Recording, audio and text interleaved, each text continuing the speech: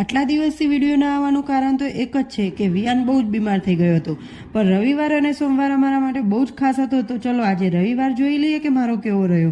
હું તૈયાર થઈ રહી હતી ભરૂચ અંકલેશ્વર દ્વારા આયોજિત મહેસાણા જિલ્લા મિત્ર મંડળમાં જવા માટે.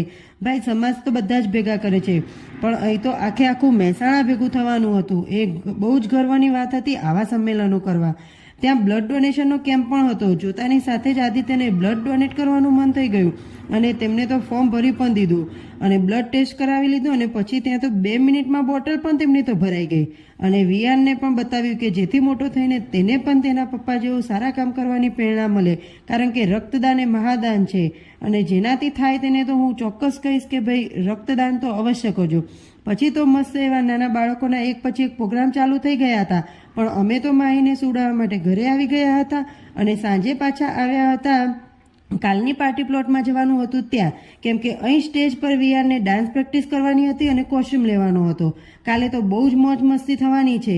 તો ચલો કાલનું જોઈશું નેક્સ્ટ પાર્ટમાં.